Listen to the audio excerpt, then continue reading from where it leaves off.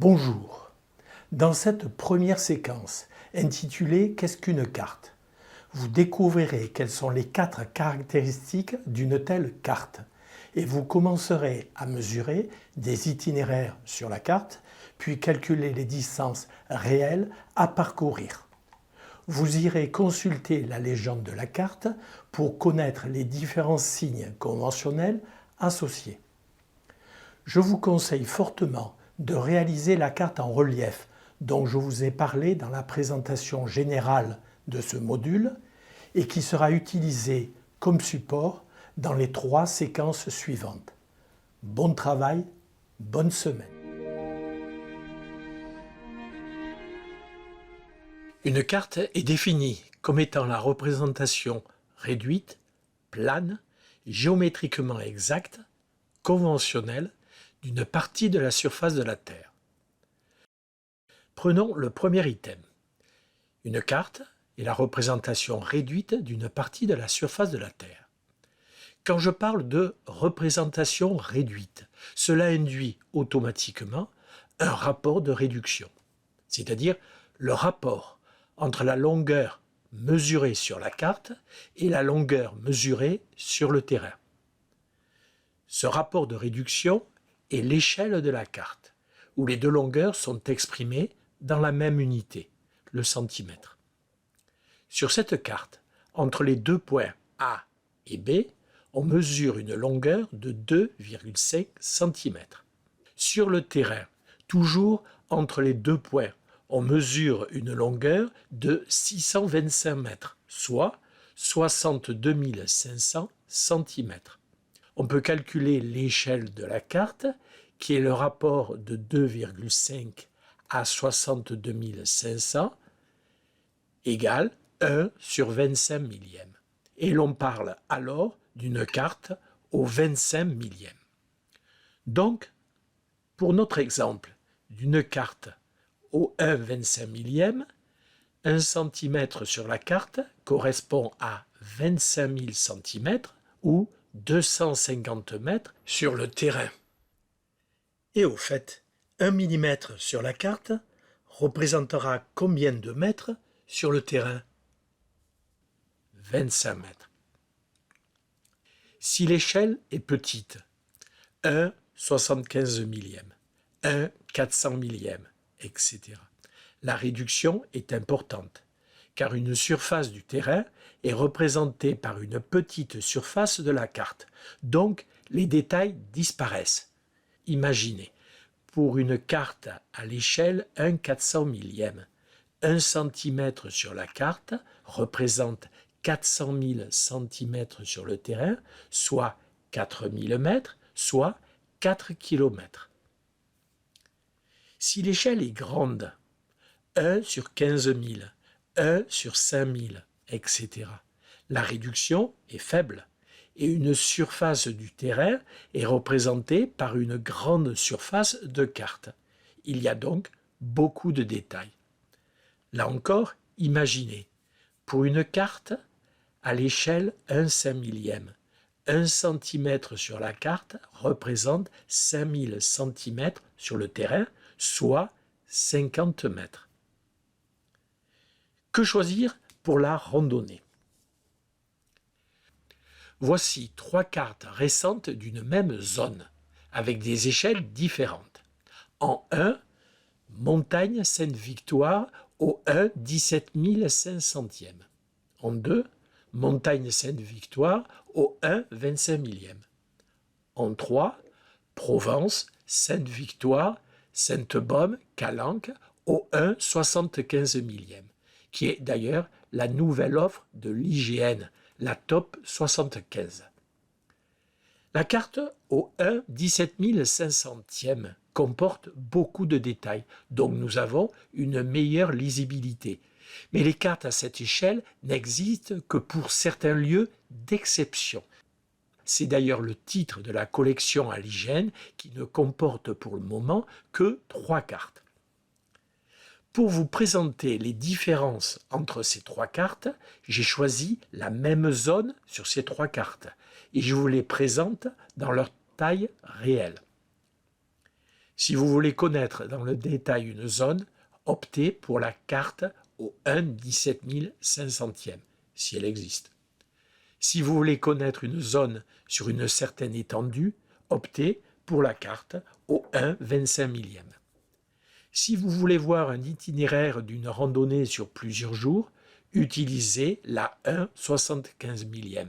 Mais rappelez-vous que des détails, alors, ne seront plus visibles. Que peut-on en déduire? Pour nous, randonneurs, c'est encore la carte au 1/25 000e qui est la plus pratique. Nous avons la définition de l'échelle d'une carte. Maintenant, comment connaître une distance sur le terrain? Pour cela, il faut mesurer la longueur sur la carte, puis calculer la distance sur le terrain en tenant compte de l'échelle de la carte. Dans cet exemple, la longueur du trait entre A et B est de 6,5 cm. La distance sur le terrain sera alors de 6,5 cm que multiplie 250 mètres égale 1625 mètres. Pour mesurer sur la carte, j'ai utilisé une règle car le trait était rectiligne. Regardons les différents moyens que l'on peut mettre en œuvre pour effectuer la mesure entre les points A et B. Il s'agit d'une partie du sentier Imoucha. Je peux utiliser une règle. Sa mise en œuvre est relativement simple si la trace à mesurer ne comporte pas de nombreux virages. On suit le tracé et on ne décale pas la règle à chaque changement de direction, ce qui permet d'obtenir à la fin la longueur totale. La lecture n'étant pas directe, il faut effectuer ensuite un calcul pour avoir le résultat. Avec la règle, je mesure 12,1 cm, soit 12,1 que multiplie 250 mètres est égal à 3,02 km. Je peux utiliser un curvimètre. La lecture est directe et il comporte plusieurs échelles, ce qui est pratique. Son prix est de l'ordre d'une dizaine d'euros. Comment faire? On l'initialise à 0 en agissant sur la roulette. On repère ensuite l'échelle, car l'appareil a 2 cadrans pour une même aiguille. Puis, on détermine dans quel sens il va bien incrémenter les distances. Ensuite, on suit le plus exactement possible le tracé. À la fin, on lit sur le résultat la distance, ici 3 km.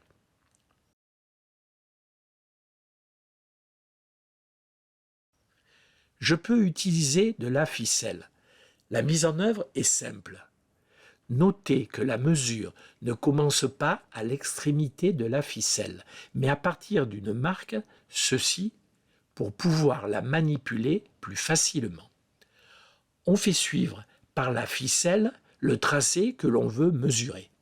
À la fin, soit on mesure avec une règle, la longueur, et l'on fait le calcul indiqué lors de l'utilisation de la règle, sachant que 1 cm est égal à 250 mètres. Soit on reporte en une ou plusieurs fois la longueur sur l'échelle de la légende. Avec la ficelle, je mesure 12,2 cm, soit 3,05 km. Donc, des résultats très proches en étant un peu soigneux.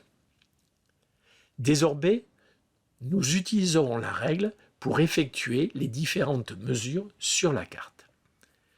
Je vous rappelle que pour faire les exercices proposés, donc utiliser la carte, vous allez avoir une diapo qui vous indiquera le numéro de l'exercice avec la carte 3244 ET sur laquelle j'ai positionné un carré rouge pour vous aider à repérer la zone de l'exercice.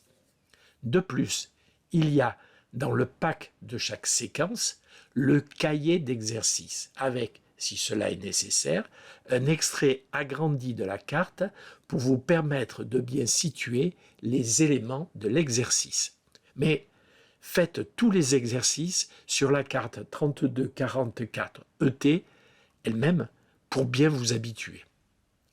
Puis apparaîtra ensuite une diapo avec un sigle vert en haut à droite et qui comportera le sujet de l'exercice. Un signal sonore retentira pour vous inviter à mettre la vidéo sur pause. Faire l'exercice sur votre carte papier sans contrainte de temps, puis reprendre, en appuyant sur lecture, le déroulement de la vidéo pour lire les réponses et continuer à visualiser la vidéo. En résumé, chaque exercice comporte 3 diapos. On y va ? Voici le premier exercice qui consiste à mesurer la longueur entre les différents points indiqués et calculer leur distance sur le terrain.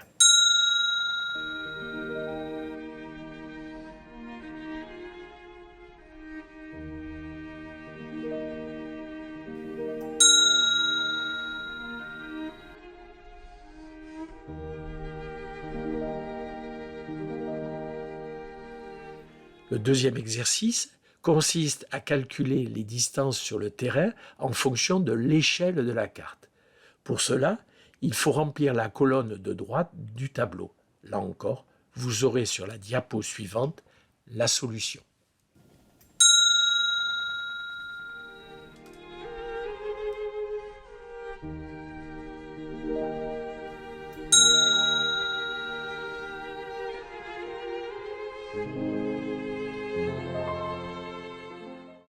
Passons au deuxième item. Une carte est la représentation plane d'une partie de la surface de la Terre. Le problème est qu'il faut représenter sur une surface plane, la carte papier, une portion de l'image de la Terre qui est presque une sphère. Et ce passage d'une portion de sphère à une surface plane nécessite l'utilisation de ce que les techniciens appellent une projection. Sans entrer dans les détails, la projection utilisée permet de réduire au maximum les altérations provenant de la déformation causée par l'application d'une portion de sphère sur un plan. Et l'on peut en déduire que plus la portion de la Terre que l'on veut projeter est petite, plus la déformation sera faible. Les déformations seront plus faibles à la figure B qu'à la figure A. J'ai essayé pour cette séquence d'aplanir la peau d'une demi-orange, et voici le résultat qui n'est pas probant, mais cela, nous le savions déjà. Puisque la carte est une représentation plane, la hauteur n'est pas montrée par le dessin. Le tracé qui représente le sentier qui va du point A au point B est la projection du sentier sur l'horizontale. Quand je mesure la longueur de la trace AB, je mesure uniquement la projection du sentier sur l'horizontale. Pour connaître la longueur exacte du sentier, il faut utiliser le célèbre théorème de Pythagore qui dit le carré de l'hypoténuse AC est égal à la somme des carrés des deux autres côtés, AB et BC. Je peux redire ce théorème avec les termes adaptés à mon problème de cartographie. Le carré de la longueur du sentier réel, AC, est égal à la somme du carré de la longueur de la projection du sentier sur l'horizontale, AB, et du carré du dénivelé, BC. Je mesure la longueur du tracé rouge entre A et B. Je trouve 7 cm. La carte étant au 1/25 millième, la projection sur l'horizontale du sentier est de 1750 mètres, 7 cm que multiplie 250. Le dénivelé étant de 320 mètres, le calcul me donnera 1780 mètres, donc 30 mètres de plus à parcourir. Vous allez vous entraîner à faire ce calcul et pour cela, je vous propose 2 exercices. N'oubliez pas d'utiliser le bouton pause. Je vous retrouve après le second exercice.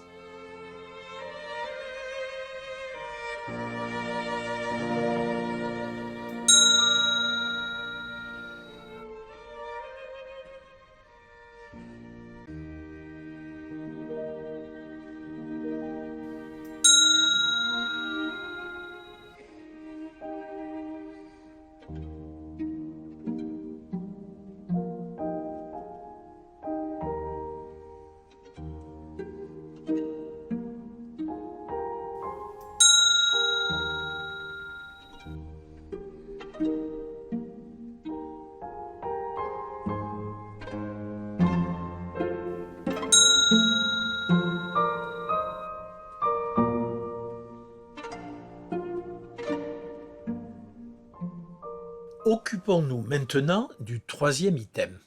Une carte est la représentation géométriquement exacte d'une partie de la surface de la Terre. Mais que mettons sous le terme géométriquement exact?